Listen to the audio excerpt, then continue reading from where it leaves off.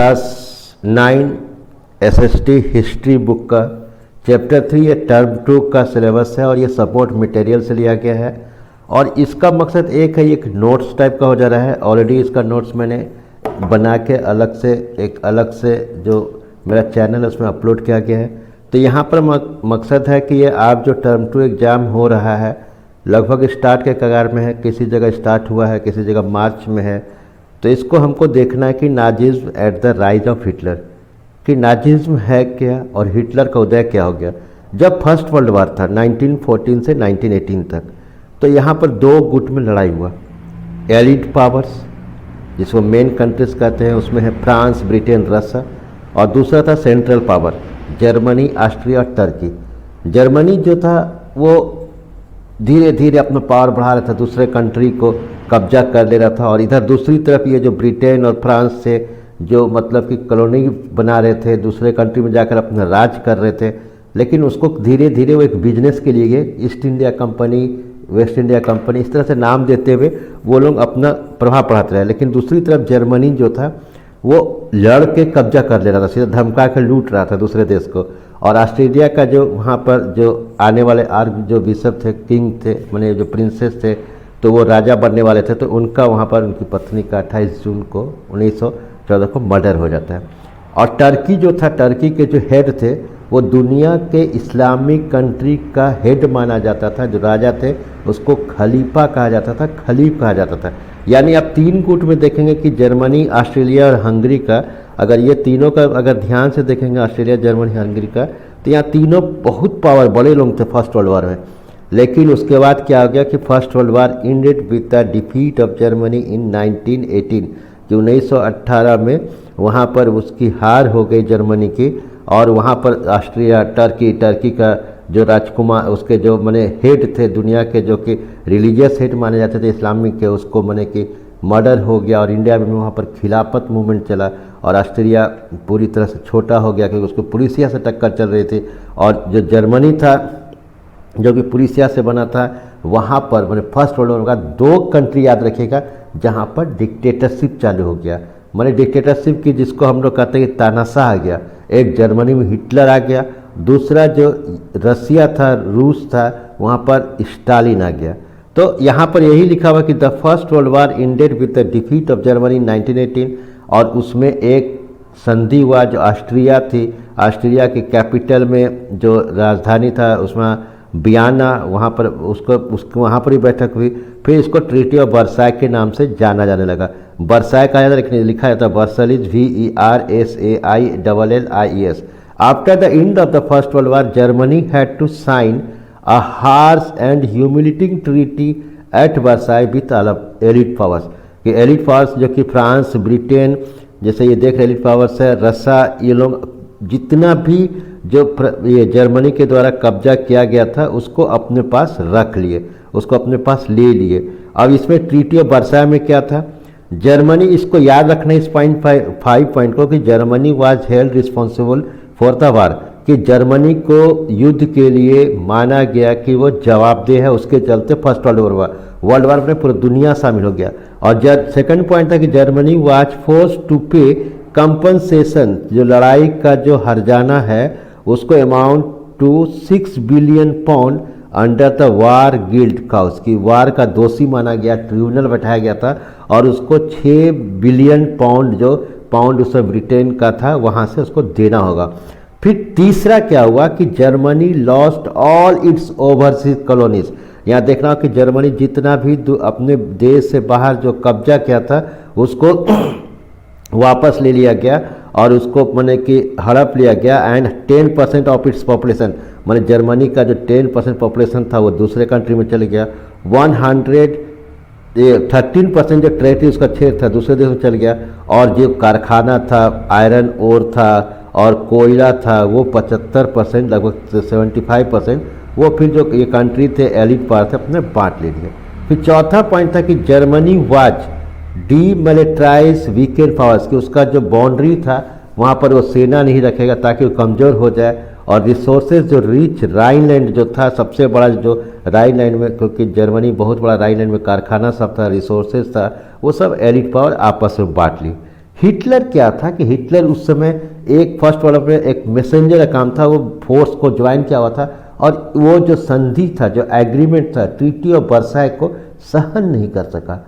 उसने वहाँ से बहुत गुस्सा हुआ और वहाँ पर इस फर्स्ट वर्ल्ड वार के बाद जो वहाँ पर डेमोक्रेसी आया, डेमोक्रेसी जो फर्स्ट टाइम फ्रांस के बाद जो डेमोक्रेसी जो कहीं पर आया था तो जर्मनी में आया था। और उसका डेमोक्रेसी का जो पहली बार अनुभव था डेमोक्रेसी, अगर हम लोग अभी डेमोक्रेसी है हमारे देश में और यहाँ पर मोनार्की आ जाए तो हम लोग का अनुभव नहीं है, क्योंकि हम लोग का एक बहुत पुराना 5-6 जनरेशन जो था वो मोनार्की देखा हुआ था पहले, और हम लोग देखे नहीं है मोनार्की। 1857 के वो जो फर्स्ट वर्ल्ड वार हुआ, फर्स्ट वार जिसको फ्रीडम ऑफ इंडिपेंडेंस वार भी कहते हैं या रिवोल्ट भी कहते हैं, उसमें बहादुर शाह जफर का जब रंगून भेज दिया गया तो हम लोग पास कभी भी वहाँ पर ये नहीं रहा कि राजतंत्र, लेकिन हम लोग देखें तो बड़ा होगा, पहली बार होगा अगर राजतंत्र आ जाए, मोनार्की आ जाए। ठीक उसी समय आज डेमोक्रेसी हम लोग फेमिलियर, हमको जाना है, हमको राइट टू वोट, हम वोट देंगे और वोट के द्वारा जो जीतेगा वही प्रधानमंत्री बनेगा, प्राइम मिनिस्टर बनेगा। तो वेमर रिपब्लिक जो था after the defeat of Germany in world war first and abdication, ठीक है, एविकेशन ऑफ द एम्परर की जो वहाँ का जार था उसको रिजाइन करना पड़ा, और उसको रिजाइन करने के बाद क्या हो गया कि जर्मनी जो था एक छोटा हो गया। अब वेमर रिपब्लिक था क्या, problem faced by the Weimar republic, जो लोकतंत्र आया था उसको क्या क्या समस्या था।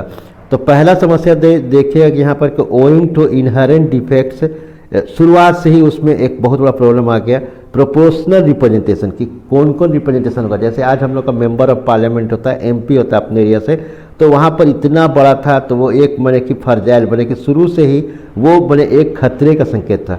पीपुल लॉस्ट कॉन्फिडेंस, यहाँ पर जो कॉन्फिडेंस था, जनता का कॉन्फिडेंस को, डेमोक्रेसी जो है टोटल जो है पीपुल पर डिपेंड है, वो खत्म हो गया। डेमोक्रेटिक पार्लियामेंट्री सिस्टम पर विश्वास उठ गया जनता का। सेकंड अगर देखें कि it had sign the Treaty of Versailles, जो वेमर रिपब्लिक था, ट्रीटी ऑफ वर्साई लगा तो जर्मनी के लोग को लगा कि हम लोग तो इतना मौका था दूसरे कंट्री में जाकर रहते, लेकिन वो सब जो है ये वेमर रिपब्लिक ख़त्म कर दिया, वो मैंने कि आर्ग्यूमेंट कर दिया, सब लौटा दिया, और ये उन लोग को ह्यूमिलिटी प्रोविजंस हुआ, लगा कि ये सर तो हम लोग को बेइज्जती करने वाला है। फिर वेमर रिपब्लिक हैड टू पे द बार कंपनसेशन, जो युद्ध का जो कंपनसेशन था उसको देना था, which had crippled a financial problem.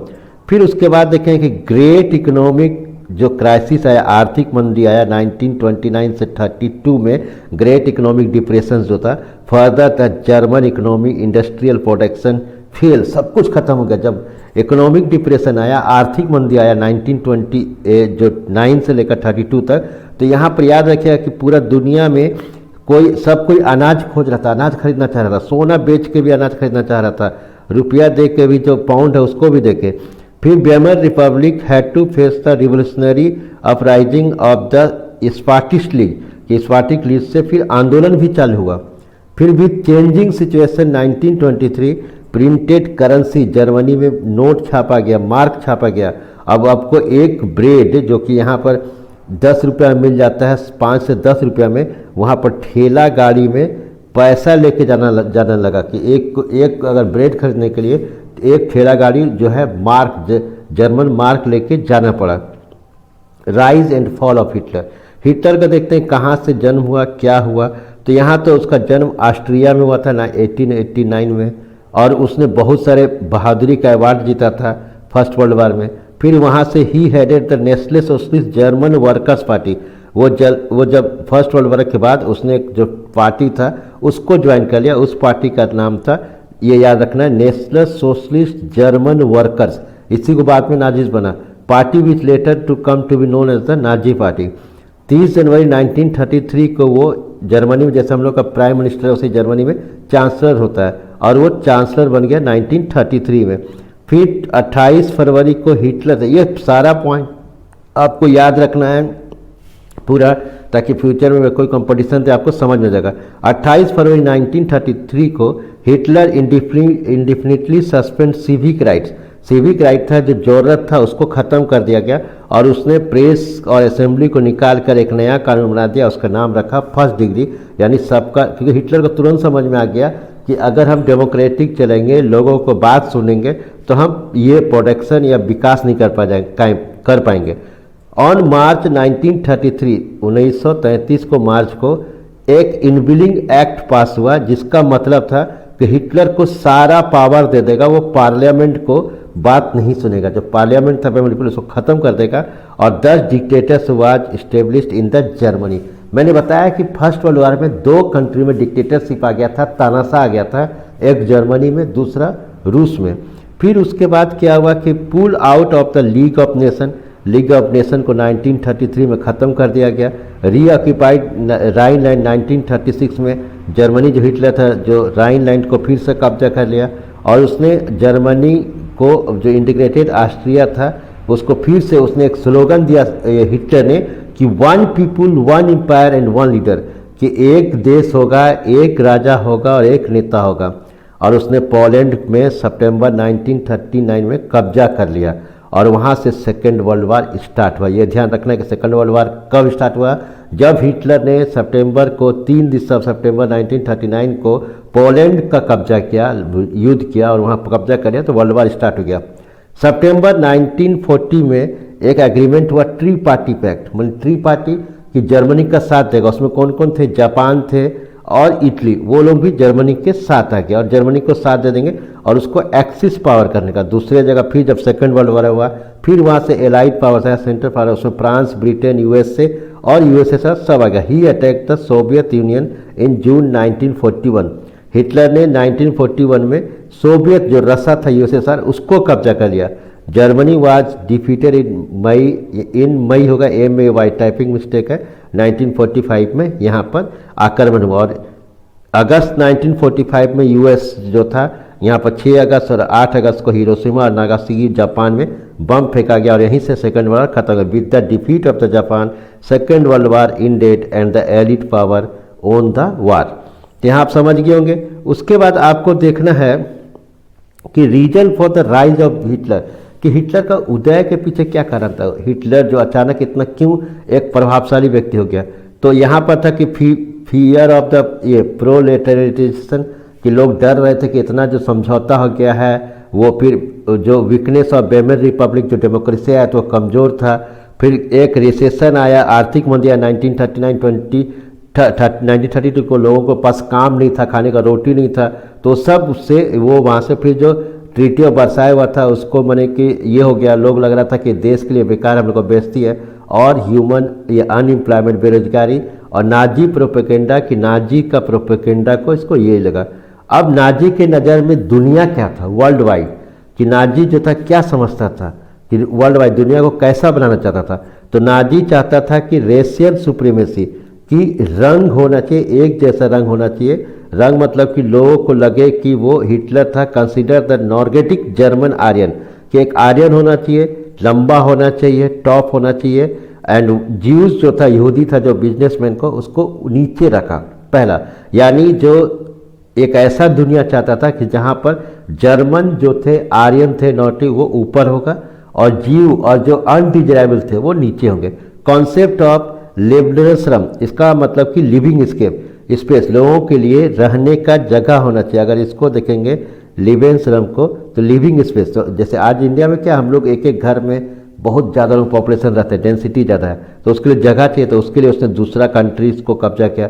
तीसरा था कि Nazi believe in the strong relationship, संबंध चाहिए था, तो हिटलर ने अडेप्टेड किया डर फरार मीनिंग की, स्लोगन क्या कि एडलॉफ हिटलर इज जर्मनी, जर्मनी अगर है तो क्या एडलॉफ हिटलर, और मानी हिटलर जो है जर्मनी, तो वह कॉमन स्लोगन था। नेशनल सोशलिज्म, कि नाजी जो था कैपिटलिज्म, जो पूंजीवाद का जो बिजनेसमैन था, और सोशलिज्म, दोनों को विरोध करता था। और youth in the Nazi Germany, youth को क्या कहता था नाजी जर्मनी हिटलर, कि आपको कैसा बनना है। तो Hitler felt that a strong Nazi society could be stabilize only by teaching children Nazi ideology, कि जो बच्चे उसको नाजी का विचार पढ़ाना, नाजी का थॉट पढ़ाना। He took the following step to achieve this.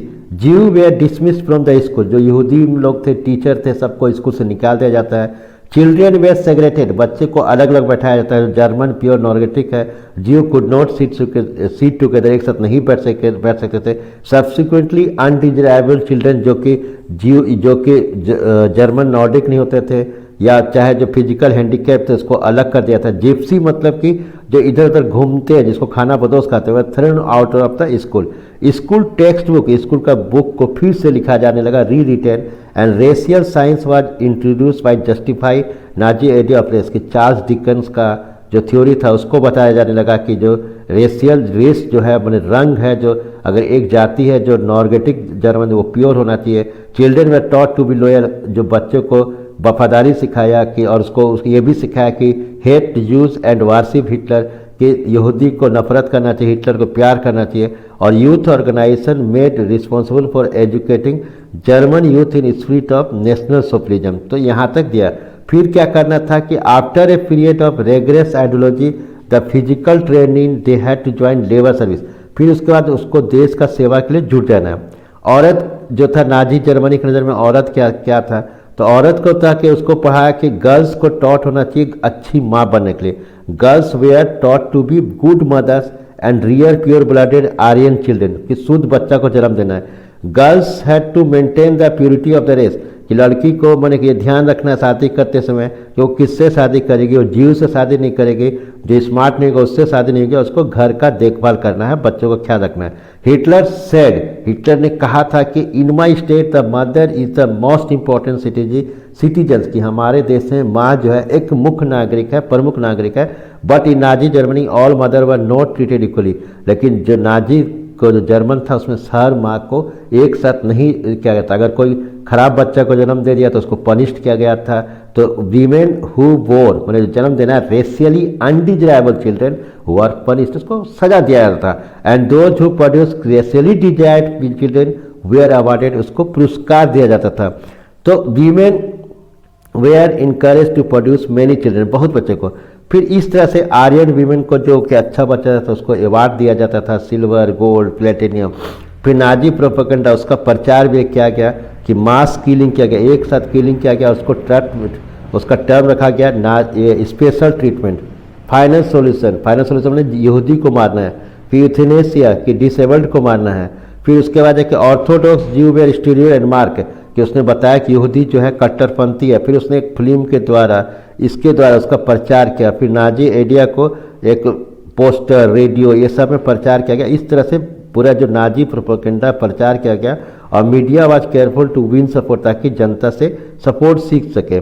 फिर होलोकॉस्ट क्या था, होलोकॉस्ट था कि एक साथ मर्डर कर देना लोगों का, नाजीज के एक साथ, कि Holocaust the mass killing of million of Jews by Nazi regime is known as the Holocaust. फिर Jews were taken to the gas chamber and were killed.